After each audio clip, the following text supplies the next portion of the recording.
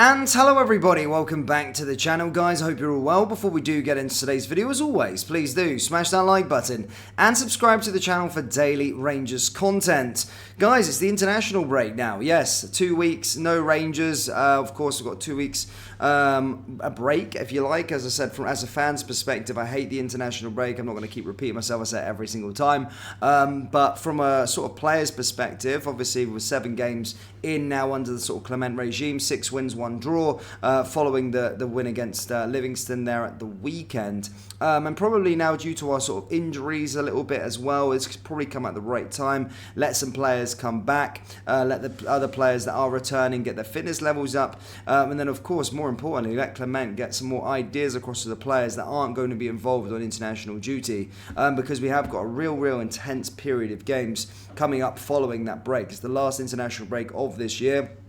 Straight in then to an away trip to Pataudry. We've got Tynecastle on the cards. We've obviously got the Cup final. We've got Celtic Park. We've got 2 really important Europa League games.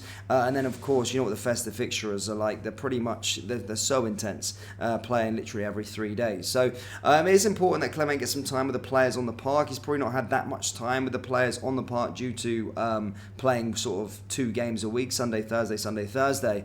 So, yeah, I'm actually quite refreshed to maybe see us get a bit of an international break. From my perspective, selfishly though, for our entertainment, I'm really enjoying watching Rangers play at the moment, and I didn't really want to see us stop, but as I said, it could be a positive going forward.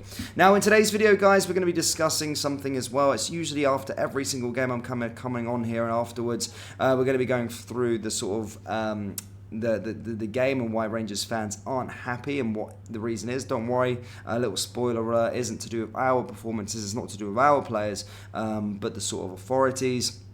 We're also going to be going for a few other bits and pieces within the Rangers space as well. So, yeah, quite a few bits and pieces to speak about. But let's start with what Chris Boyd has said. Chris Boyd has blasted Aberdeen as woeful and embarrassing following their 6-0 defeat to Celtic. Obviously, if you didn't watch the game, of course, there's no surprise. Of course, Aberdeen only show up for 1 game in Glasgow, and that's against Rangers. And obviously, Chris Boyd did leave a little cheeky dig there at the end. But basically, he came out and sort of blasted Aberdeen in general after their performance, and this is what he had to say.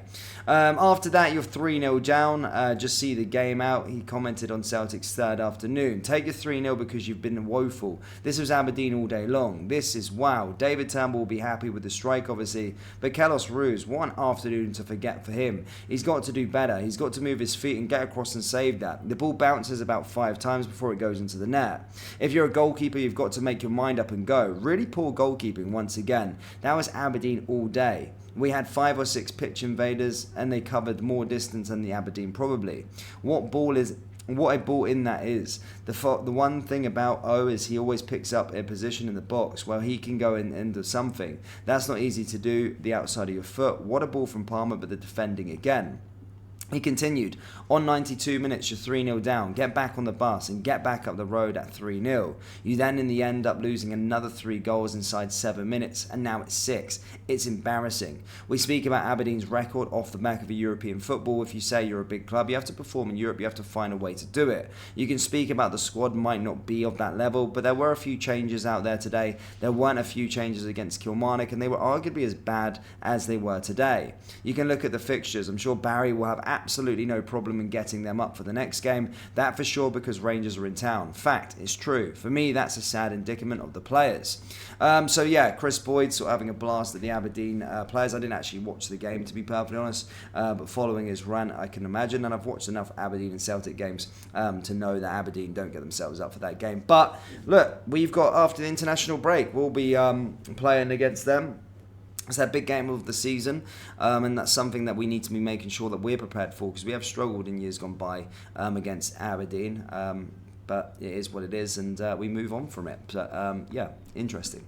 Now, following the game yesterday, as I said, Rangers pretty comfortable afternoon against Livingston. As I said, there wasn't really much that we had to sort of deal with. Jack Butland was a bystander merely, but everyone kind of played their part within the game, and I'm surprised. It was a very, very interesting game. But again, following this, it seems like every single weekend I'm sort of coming on and not just talking about the football, I'm just talking about the decisions and the sort of disgraceful decisions that VAR and the referees are getting wrong. Look, we've all been there. We all said when VAR was getting implemented in Scotland that it was going to be for the better of the game. However, again, there was just a number of decisions that, again, remain questionable.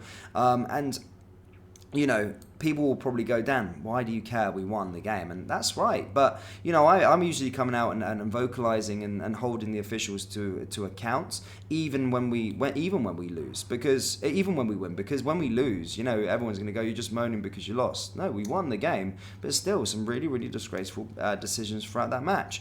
The main one in question for me was Ross McCausland's goal. Obviously a man of the match performance. He did get the Sky Sports man of the match for that game. And everyone's kind of venting on social media at the moment at the disgrace of that decision.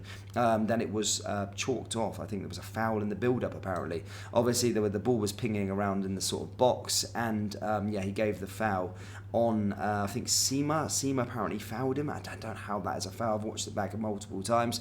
And then Ross's wonder goal was chalked out wrongfully. Again, this is something that needs to be eradicated. Why was VAR not alerted in that situation? We got VAR there. VAR intervened at every single possible moment throughout the game. But except from that moment, when it was not clear and obvious whatsoever, and it was not a foul whatsoever. I don't care how many times you show me that clip, it was not a foul.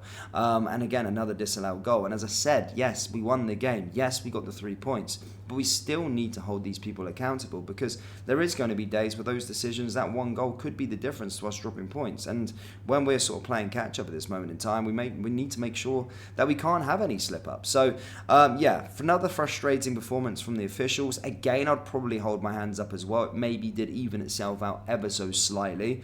Obviously Ross did go down into the box, was kind of soft, but was a penalty. It was a penalty at the end of the day. But again, I could probably see from a Livingston perspective why it wasn't. Why they were kind of frustrated. It was soft, but I think there was a bit of contact there, despite Chris Sutton saying it was a dive. But again, another interesting afternoon, and again, another afternoon, another weekend where I'm talking about sort of referee decisions, and that's outside our games, guys. I don't even know what goes on in the other matches because I don't really watch them play. But I'm sure they're sort of dropping bollocks there as well. So something that we need to hold them accountable for, something that Rangers fans are very vocal about on Twitter and on social media as well, and rightfully so. We do need to keep calling out the really, really bad decisions when they happen, because, you know, when we do lose, it's going to cause us massive amounts of problems. But yeah, another one as well, just because on people on social media as well, but mainly from the other side, is this sort of narrative that Rangers get tons and tons of penalties. Now, at the start of the season, we didn't really get much penalties, I'm not going to lie, because I've seen the direct correlation of why, right? So everyone always makes a problem why Rangers are getting penalties, and they piss and moan about Rangers getting penalties. And really, I can give you a clear indication as to why. So at the start of the season, we weren't getting many penalties at all. I think we were sort of at the bottom of the ranks under Michael Beale. Why was that? Because we didn't create any chances. We didn't get into the opposition's box. Now we're sort of creating so many chances a game. There's so many moments. We're having so much of the ball. We're getting into the opposition's box so many times in a game, and obviously the team are trying to bring the players down. That's what leads to the penalties. So if people think there's a corruption scandal, just look at the start of the season and look at now. Look at the change of manager, look at the change in style of play, and then you can understand, for the sort of simpletons out there, that, well, if you don't get in the box and create chances, which we weren't at the start of the season, you're not going to get many penalties. And then when you do get in the box and create loads of chances, you're going to increase your chances of getting penalties. So hopefully that's explained as to why we've been getting penalties a lot recently. It's nothing to do with corruption. It's nothing to do with the Masons and all that sort of stuff. Simply change of style of play and under a new manager. That's why we're getting more penalties, because we're in the box and creating more chances far too more often. But yeah, Rangers fans, that's all I've really got for you today, guys. As I said, probably expecting a fairly quiet international break. I'll keep you up to date with bits and pieces as they go on. As I said, Ross McCausland has got a contract situation ongoing. Hopefully we see him sort of sign his new deal over this international break. Keep you up to some of the players that are away currently as well. And yeah, just keep you up to date with everything in the Rangers space. But as I said, guys, let me know your final thoughts of the weekend down there in the comment section below. Hit the like button, hit the subscribe button, and I'll see you all next time. Take care. Peace.